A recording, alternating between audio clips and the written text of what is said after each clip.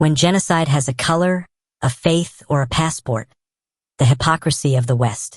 The world has always claimed to stand for justice, for peace, for human rights. But in the raw light of truth, what it really stands for is selective outrage. When war burns through a white, Christian-majority country like Ukraine, the European Union, the United States, and the United Nations raise their flags in unity, send billions in aid, weapons, diplomatic support, and public sympathy. Streets are renamed. Skylines are lit in blue and yellow. Presidents cry in front of cameras. And no one, absolutely no one, should suffer the horror of war. But what happens when the victims are darker-skinned? What happens when their names are Mohammed or Amina?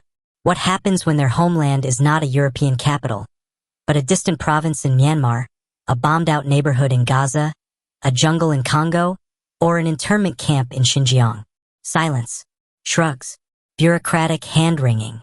The genocide of the Uyghur people in China, one of the most documented human rights atrocities of the 21st century, is met with cautious language and economic hesitation. Because China is too big to confront, and the victims? Muslim, poor, far away. The Rohingya, driven from their homes by the Myanmar military, their villages burned, women raped, children slaughtered. Where were the urgent calls for military aid? Where were the flags raised in Western capitals? Where were the billions? The Congo bleeds in silence. Over 6 million people dead since the 1990s.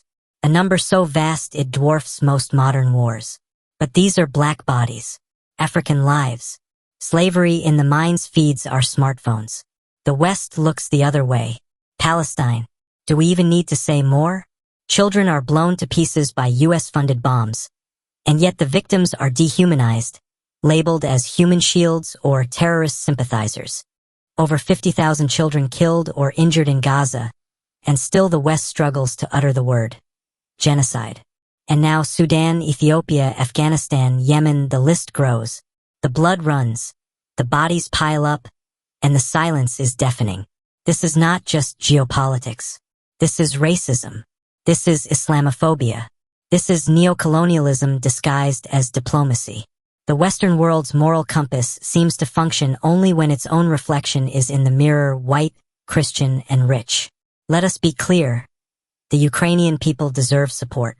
Their suffering is real, their pain unbearable. But why is their pain more visible?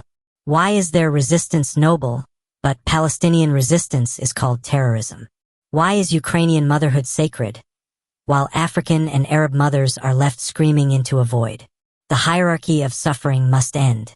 Every child deserves to live, no matter their skin tone, passport, or faith. Every people deserve freedom, dignity, and safety, not just those born in NATO's shadow.